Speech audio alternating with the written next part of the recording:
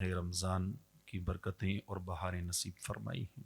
دعا ہے کہ اللہ پاک ہمیں اپنی عبادت کر کے اللہ کو راضی کرنے کی توفیق بھی عطا فرمائے۔ خوش نصیب ہیں وہ لوگ جو اس مہینے میں ماہ رمضان کا ادب کرتے ہوئے اور رمضان کی قدر کرتے ہوئے نمازیں پڑھ کے، تراویح پڑھ کے، روزہ رکھ کے، قرآن کی تلاوت کر کے اللہ پاک کو راضی کرنے کی کوشش کرتے ہیں، اور بد نصیب ہیں وہ لوگ کہ جو اس مہینے میں بھی اللہ کی نافرمانی سے باز نہیں آتے۔ حدیث پاک میں اللہ کے پیارے محبوب صلی اللہ تعالی علیہ وآلہ وسلم نے ارشاد فرمایا ہے، پیارے آقا صلی اللہ تعالی علیہ وآلہ وسلم نے فرمایا کہ میری امت اس وقت تک ذلیل اور خوار نہیں ہوگی جب تک وہ ماہ رمضان کا حق ادا کرتی رہے گی۔ پھر حدیث پاک سنیے، حضور نے فرمایا کہ میری امت اس وقت تک ذلیل و رسوا نہیں ہوگی جب تک ماہ رمضان کا حق ادا کرتی رہے گی۔ صحابہ کرام نے عرض کیا، حضور ماہ رمضان کا حق ادا کرنے سے امت کی ذلت کا کیا تعلق ہے؟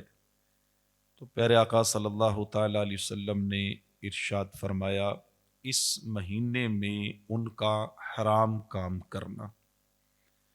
پھر فرمایا کہ جس نے اس مہینے میں زنا کیا، شراب پی، تو اگلے رمضان تک اللہ پاک اور آسمان کے سارے فرشتے اس پر لعنت کرتے رہیں گے، اور اگر یہ شخص اگلا ماہ رمضان آنے سے پہلے مر گیا تو اس کے پاس کوئی نیکی ایسی نہیں ہوگی جو اسے جہنم کی آگ سے بچا سکے۔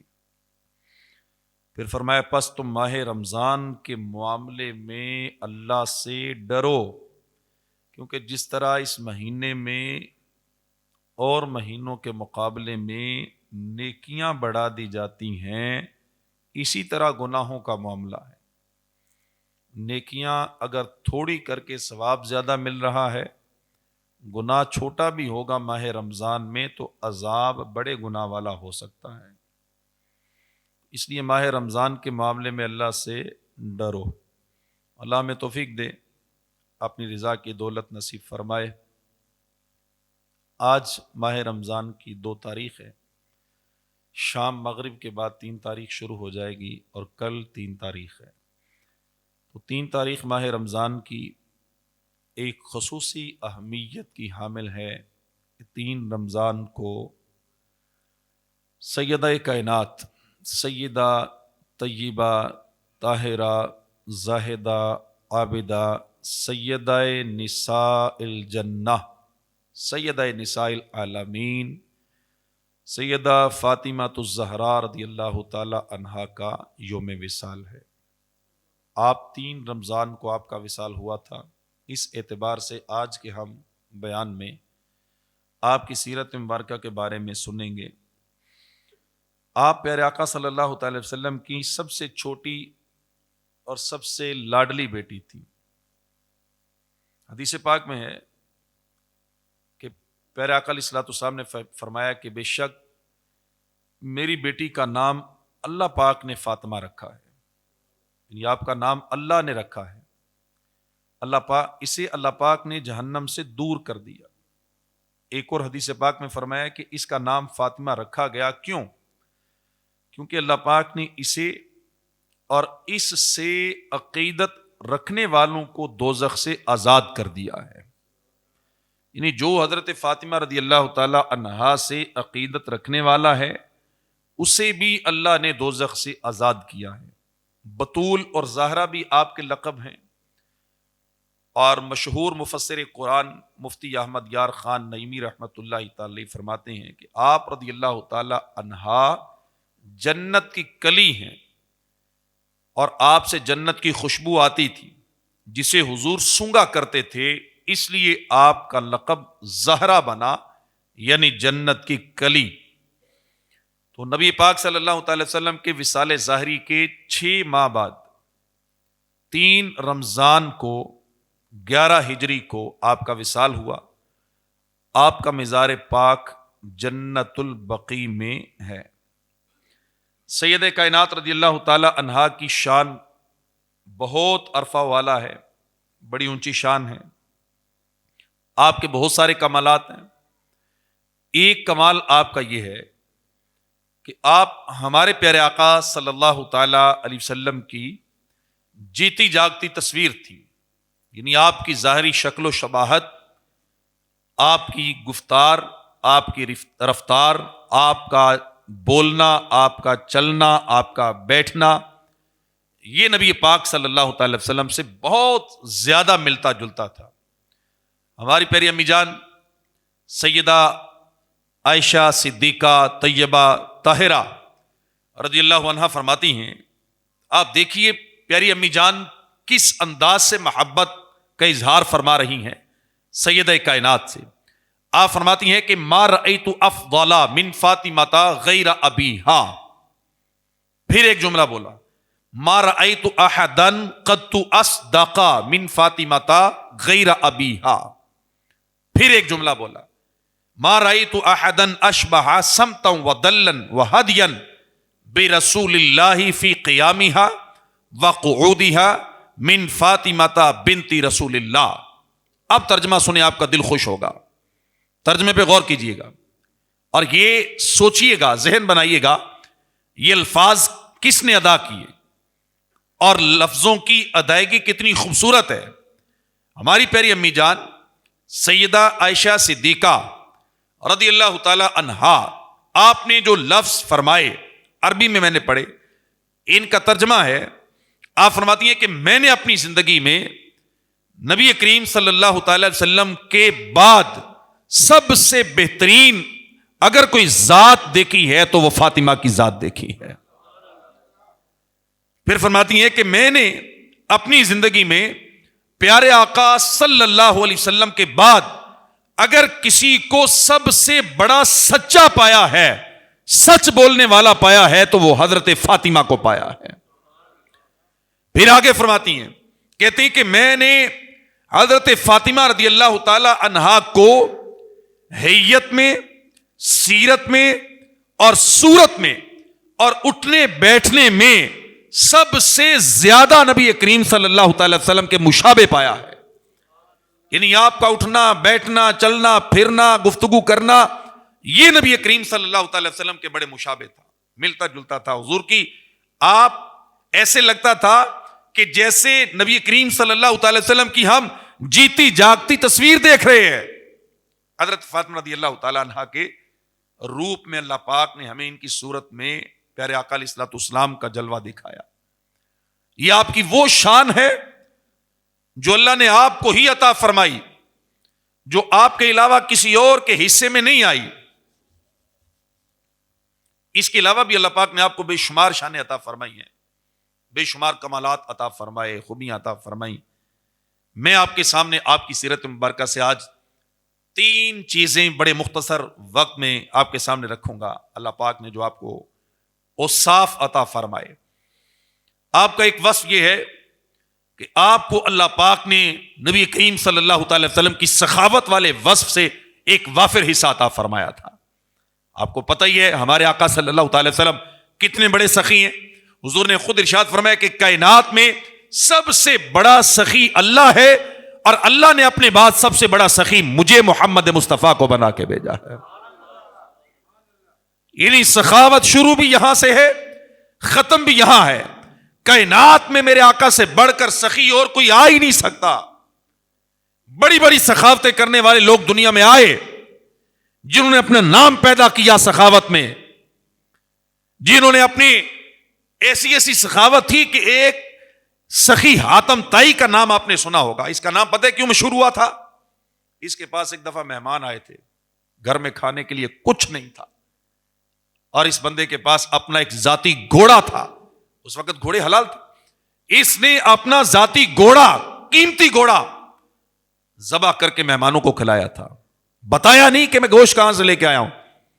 یہ اس کی شہرت کا سبب بنا, لیکن پھر اس کی سخاوت مشہور ہوتی گئی.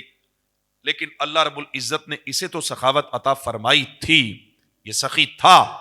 اور اس کے کسی نسل میں آنے والے نے کہا تھا کہ میرا دادا اتنی سخاوت کرتا تھا کہ اس نے اپنے گھر کے کئی دروازے بنائے ہوئے تھے.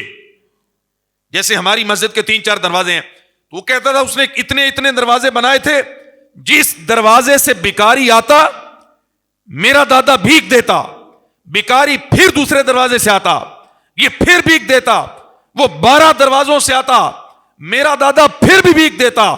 اتنا بڑا سخی تھا. مجمع میں امام حسین رضی اللہ تعالیٰ عنہ موجود تھے. آپ نے کہا یہ تیرے دادے کی شان ہے, اتنے دروازے بنائے, بھکاری بار بار آتا, وہ بار بار بھیک دیتا.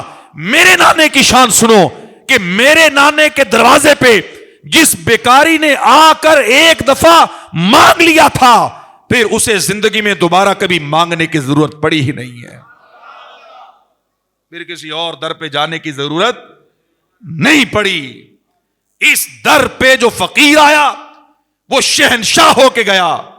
ایک اعرابی آ کے عرض کرتا ہے حضور میں کلمہ پڑھ لوں تو کیا دو گے؟ حضور نے فرمایا کیا لو گے, کیا چاہتا ہے؟ اس وقت میرے آقا ایک جنگ سے واپس آئے تھے, بکریوں کا ریوڑ تھا, ہزاروں بکریاں میرے آقا کے سامنے تھی. صحابہ کہتے ہیں 2 پہاڑوں کے درمیان والا سارا میدان بکریوں سے بھرا ہوا تھا. اس نے کہا حضور میں کلمہ پڑھوں گا, کیا دو گے؟ میرے آقا نے فرمایا تم لوگے کیا؟ تو اب لوگ جو وہاں بیٹھے تھے انہوں نے کہا آج یہ بکریاں دیکھ کے لالچ میں آ گیا, پتہ نہیں 10-20 مانگے گا, حضور دے دیں گے. اس نے عرض کیا میں کلمہ تب پڑھوں گا جب آپ یہ ساری بکریاں مجھے دے دیں.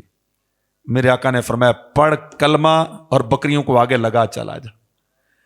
یہ کلمہ پڑھ کے بکریوں کو آگے لگا کے جب جا رہا تھا تو جاتے ہوئے یہی جملہ کہہ رہا تھا, کہتا تھا لوگوں اس محمد کا کلمہ کیوں نہیں پڑھ لیتے جو دیتا ہے تو پھر ساری زندگی کے لیے محتاجی ختم ہو جاتی ہے.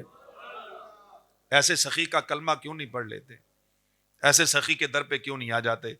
جو نوازتے ہیں تو پھر ایسا نوازتے ہیں کہ اس نسلوں کو بھی پھر دوبارہ بھیک مانگنے کی ضرورت نہیں پڑتی ہے. تو یہی حصہ اللہ رب العزت نے حضرت فاطمہ رضی اللہ تعالی عنہا کو بھی عطا فرمایا. آپ کی زندگی کے بے شمار واقعات ہیں. ایک واقعہ حضرت امام حسن مجتبی رضی اللہ تعالیٰ عنہ بیان فرماتے ہیں, کہتے ہیں ایک دن ہم سب گھر والے فاقے سے تھے, فاقہ ہو گیا, ایک وقت کا کھانا ہمیں نہیں ملا تو بھوک لگی ہوئی تھی, دوسرے وقت کا کھانا مل گیا تو ہم کھانا کھانے بیٹھے, میں نے بھی کھانا کھا لیا, میرے بھائی حسین نے بھی کھانا کھا لیا, ابا جی نے بھی کھانا کھا لیا رضی اللہ تعالی عنہم. تو امی جان بھی کھانے کے لیے ابھی بیٹھی تھیں, کھانے کے لیے ہاتھ بڑھایا, جو ہی روٹی پکڑنے لگیں باہر دروازے سے آواز آئی اے رسول اللہ کی شہزادی میں 2 فاقے کر چکا ہوں, 2 وقت سے میں نے کھانا نہیں کھایا, مجھے کھانا کھلاؤ. میری امی جان نے کہا کہ اے حسن یہ کھانا اٹھا کے اس فقیر کو دے دو.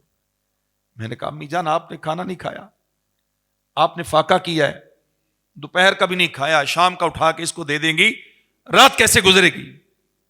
میری امی جان نے فرمایا کہ حسن تو نے سنا نہیں, وہ کہہ رہے مجھے 2 فاقے ہیں, وہ 2 وقت کا بھوکا ہے, میں 1 وقت کی بھوکی ہوں, اسے زیادہ ضرورت ہے, کھانا اٹھا کے اسے دے دو. امام حسن مجتبی رضی اللہ تعالی عنہ فرماتے ہیں کہ میں نے وہ کھانا اٹھا کے اس بیکاری کو دے دیا. میری والدہ نے بھوکے وہ رات گزار لی, بھوکی رہ کے رات گزار لی. یہ سخاوت کا انداز نبی کریم صلی اللہ تعالی وسلم سے حضرت فاطمہ رضی اللہ تعالی عنہا کو ملا. آپ غور کریں کیسا صبر ہے, کیسی سخاوت ہے. آپ کا تو سارا گھرانہ ہی سخی تھا نا, یعنی آپ کے پورے گھرانے کی سخاوت کو اگر بیان کیا جائے تو کئی جمعے تو اس کو بیان کرنے کے لیے چاہیے. لیکن ہم آج آپ کے اوصاف پہ بیان کر رہے ہیں کہ کیسی سخاوت ہے.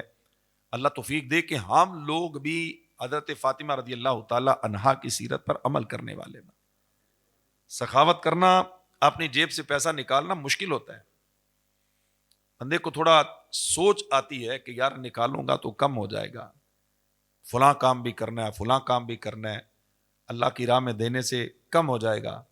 لیکن پیارے آقا علیہ الصلوۃ والسلام کی حدیث پاک سنیے. امید ہے کہ اس حدیث کو آپ ذہن میں رکھیں گے تو ذہن بنے گا سخاوت کرنے کا.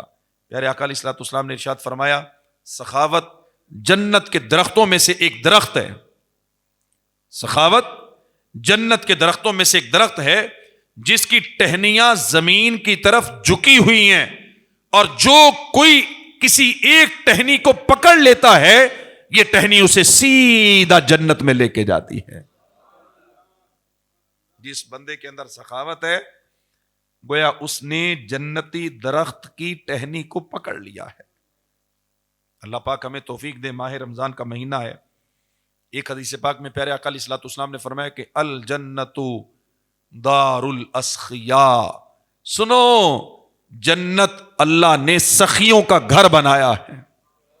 جنت کس کا گھر ہے؟ سخیوں کا گھر ہے. بخیل بندے کی وہاں کوئی جگہ نہیں ہے. ماہ رمضان کا مہینہ ہے، لوگ کرتے بھی ہیں، صدقہ و خیرات دیتے ہیں. اگر کسی پر زکوٰۃ واجب ہے تو زکوٰۃ ادا کر دیں، وگرنہ نفلی صدقہ کریں. مسجدوں میں پورے سال کا وہ ایک بجٹ ہوتا ہے، جو ماہ رمضان میں پیسے آتے ہیں تو چلیں پورے سال کا ایک بجٹ بن جاتا ہے. مدرسوں میں ہوتا ہے.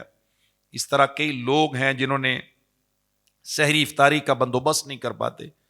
آپ سمجھتے ہیں کہ جس بندے کی تنخواہ اس زمانے میں آج کے دور میں 30-35 ہزار روپیہ 40-50 تک بھی ہے، بندہ بڑی مشکل سے اپنے گھر کا راشن پانی پورا کرتا ہے.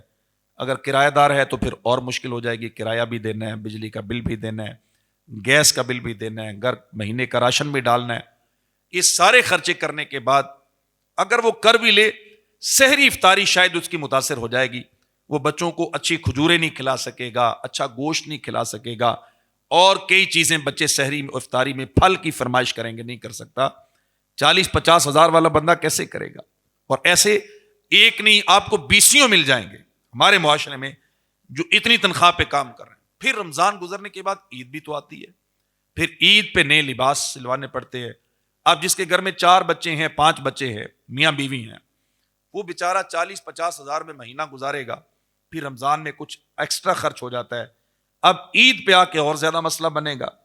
اس بیچارے کو بچے فرمائش کریں گے کپڑوں کی. کپڑے لینے چلا گیا، اگر اپنے نہ بھی لے، بیوی بچوں کے لے، تو کپڑوں کے لیے بھی تو اسے خریدنے کے لیے 10 ہزار چاہیے. سلوائی اب قیمت سے بھی زیادہ بعض اوقات ہو جاتی ہے، 10 اس کے لیے بھی چاہیے. 20-25-30-40 ہزار روپے کا بجٹ اس کا بڑھ جاتا ہے. پھر عید پر اور بھی کئی خرچے بڑھ جاتے ہیں. ایسے لوگوں کو تلاش کیا جائے اور اپنے خزانوں کا منہ کھولا جائے، اللہ کی راہ میں دیا جائے، تلاش کیا جائے. میرے محلے میں، میرے رشتہ داروں میں، میری سوسائٹی میں، جہاں میں کام کرتا ہوں، کرواتا ہوں، اس فیکٹری میں کتنے ایسے لوگ ہیں جن کی سیلری یہی ہے. اتنی سیلری والے لوگ، ان کو تلاش کرے. میں پہلے بھی کہتا ہوں کہ پیشہ ور بیکاریوں کو مت دیں. میں سخاوت کا ذہن دے رہا ہوں، درس دے رہا ہوں. حضرت سیدہ فاطمہ رضی اللہ تعالی عنہا کی سیرت بیان کر رہا ہوں. لیکن مت کو یہ بندہ سمجھے کہ اب قاری صاحب نے اتنا لمبا چوڑا بیان کیا ہے، اب جاتے ہی مسجد کے باہر لائن لگی ہوگی، سڑک پہ لائن لگی ہوگی، پھاٹک پہ سگنل پہ لوگ کھڑے ہوں گے، میں ان کو نوازنا شروع کر دوں. بعض ایسے نادان ہیں جو اپنی زکوٰۃ نکال کے اپنی گاڑی میں رکھ لیتے ہیں، شاپر بنا لیتے ہیں، 5-5 ہزار اس میں ڈال دیا، جو بھی مانگنے والا ملا اسے دے دیا. لو جی میری زکوٰۃ، لو جی زکوٰۃ، لو جی زکوٰۃ. وہ مانگنے والے وہ تو نہیں کہیں گے آپ کو کہ حضرت ہمیں زکوٰۃ نہ دیں، ہمیں زکوٰۃ نہیں لگتی. وہ تو خود ایسے مالدار ہوتے ہیں کہ ان پر زکوٰۃ واجب ہوتی ہے. اگر وہ اپنی زکوٰۃ نکالیں تو لاکھوں روپیہ تو ان کی زکوٰۃ کا نکلے گا. ایسے لوگوں کو نہ دیں. میں پھر دوبارہ کہہ رہا ہوں، سب سے پہلے اپنے گھر، رشتہ دار، پھر اپنے اہل محلہ، پھر فیکٹریوں کے ورکر، اور ایسے لوگ جن کی سیلری تھوڑی ہے، ذرائع آمدن کوئی اور نہیں ہے، جن کے بارے میں آپ کا گمان ہے کہ یہ بندہ بڑی مشکل سے رمضان گزار رہا ہے. ایسے لوگوں کو کسی اچھے انداز میں، پیارے انداز میں عزت والے انداز میں کسی طرح سفید پوش جو لوگ ہیں یہ بیچارے شرم کے مارے آپ کے سامنے ہاتھ بھی نہیں پھیلائیں گے, ظاہر بھی نہیں ہونے دیں گے کہ ہم کتنے محتاج ہیں. ہو سکتا ہے آپ کا سگا بھائی ہو سکتا ہے, اور آپ سمجھ رہے نہیں یار بھائی جان تو ماشاءاللہ بڑی اچھی زندگی گزار رہے ہیں, کبھی انہوں نے اظہار ہی نہیں کیا, کبھی محسوس ہی نہیں ہونے دیا, لیکن پتہ نہیں بھائی پہ بیچارے پہ ہو سکتا ہے دکان کا قرض ہو سکتا ہے رمضان کے لیے بھی قرضہ اٹھایا ہو, عید کے لیے بھی قرضہ اٹھایا ہو, بل پے نہ کر سکا ہو, کرایہ وقت پہ نہ دے سکا ہو. سگا بھائی سگی بہن بھی ہو سکتی ہے. ان لوگوں میں تلاش کر کے اچھے انداز میں, مناسب انداز میں ان تک اپنا تحفہ بیچ دیا جائے, کسی نہ کسی طرح بہانے سے ان کی عزت نفس بھی مجروح نہ ہو, ان کو لگے نہ کہ ہمیں بھیک دی گئی ہے, انہیں لگے کہ ہمیں تحفہ دیا گیا ہے, بھائی نے محبت کا اظہار کیا ہے. ایسا بہانہ بنا کہ ان تک اپنا تحفہ بھیجا جائے, اور رمضان کے ابتدائی دنوں میں دیا کریں. اب دیکھا یہ جاتا ہے کہ لوگ ماہ رمضان کے آخری عشرے کا انتظار کرتے ہیں. اب آخری عشرے میں وہ ایک چٹکلا کسی نے سنایا تھا امام صاحب کو, ایک بندہ جب 27ویں پہ سوٹ دینے آیا تھا, 27ویں پہ دیتے ہیں نا مسجدوں والے سوٹ تراویح پڑھانے والوں کو, تو وہ حافظ صاحب ذرا تیز دماغ تھے شاید, انہوں نے کہا حضرت صاحب سوٹ دے کے جا رہے ہیں تو اس درزی کا ایڈریس بھی دے کے جائیں جو مجھے سی کے دے گا, مہربانی آپ کی. اگر ایسا کوئی درزی نہیں ہے جو 27ویں پہ سوٹ سی کے دے گا تو پھر مہربانی کریں یکم رمضان کو ان کو دے دیں. اگر آپ نے خدمت ہی کرنی ہے, آپ چاہتے ہیں کہ سوٹ عید پہ کام آئے اور آپ عیدی دے رہے ہیں تو یکم رمضان کو دیں. اسی طرح جو غریب آپ کے رشتہ دار ہیں, محلے دار ہے, عزیز ہے, جن کو آپ کے پیسے کی ضرورت ہے, آج کل دینا انہیں. یہ آپ کو کس نے کہہ دیا کہ فطرانہ عید والے دن ہی دینا ہے؟ بھائی یہ پتہ نہیں کہاں سے آپ نے مسئلہ سیکھ لیا ہے, ہمیں تو سمجھ نہیں آتی. ہم بھی مدرسے کے لیے چونکہ فطرانہ لیتے ہیں, لوگوں سے اکٹھا کرتے ہیں, عید والے دن ہم جہاں بیٹھتے ہیں نا, لو جی ہزاروں میں لاکھوں میں فطرانہ جمع ہو جاتا ہے, اور ابھی سے کہنا شروع کریں گے لوگوں کو کوئی نہیں نکالے گا. عید والے دن دینے سے زیادہ ثواب ہوتا ہے نا, ابھی دے دیں ہو جائے گا, ادا ہو جائے گا آپ کا, ابھی دے دیں, اپنا فطرانہ نکال دیں, جس کو دینا ہے دے دیں, زکات دینی ہے دے دیں, صدقہ و خیرات کرنا ہے دینا, جس کو آپ نے دینا وہ بیچارے کے کام تو آئے. وقت پہ کسی کو بھوک لگی ہے آپ روٹی کھلائیں, جس وقت اس کی بھوک مر جائے گی وہ ذلت سے دوچار ہو جائے گا, لوگوں کے سامنے ہاتھ پھیلا چکا ہوگا, لوگ اسے دھتکار چکے ہوں گے, وہ اپنے بچوں کے آنسو دیکھ چکا ہوگا, وہ اپنے بچوں کے لیے کپڑے نہیں خرید سکے گا. آپ جا کے اسے کہیں عید والے دن لو جی حضرت جی فطرانہ لے لو, فطرانہ کیا کرے گا؟ وہ آپ کو واپس بھی نہیں دے سکتا بیچارہ کہ لو جی مجھے تو اب بچے میرے تو پرانے کپڑے پہن کے بیٹھے ہیں عید والے دن, نہیں خرید سکا میں, مجھے کسی نے قرض ہی نہیں دیا. قرض کون دیتا ہے؟ کون دیتا ہے غریب بندے کو قرض؟ جہاں سے امید ہے کہ ملے گا نہیں واپس, وہاں قرض کون دیتا ہے؟ کپڑے والے ادھار دیتے, درزی ادھار کرتے, بجلی کے بل والے ادھار کرتے ہیں.